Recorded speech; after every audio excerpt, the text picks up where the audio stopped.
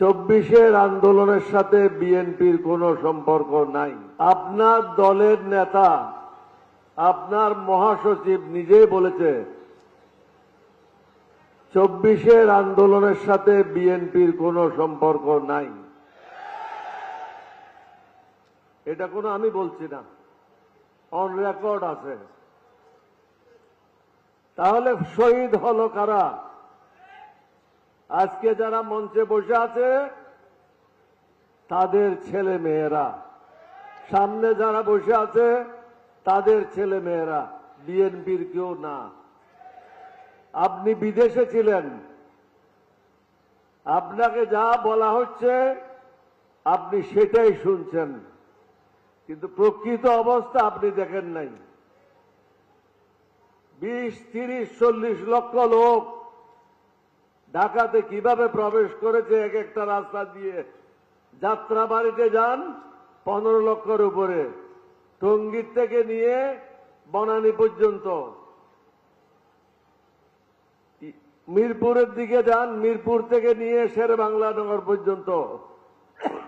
এরকম প্রত্যেকটা রাস্তায় এক একটা রাস্তায় 10 লক্ষের উপরে লোক ছিল।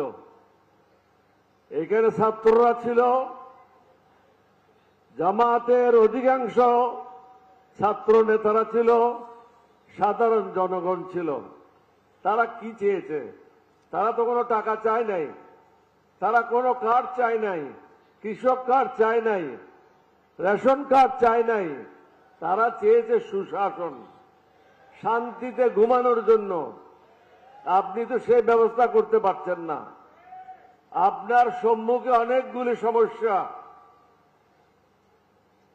এই যে ডিজেল পেট্রোলের কারণে বাংলাদেশে দুর্ভিক্ষ হইতে পারে, রেকর্ডে থাকলো, দুর্ভিক্ষ হওয়ার সম্ভাবনা আছে। অর্থনীতি সামাল দেওয়া যাবে না।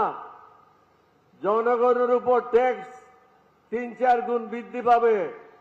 ইতিমধ্যে পেট্রোল, ডিজেল, অকটেনের উপরে অস্বাভাবিক হারে দাম বৃদ্ধি করেছে, যার প্রতিফলন প্রত্যেকের জীবনে ঘটবে।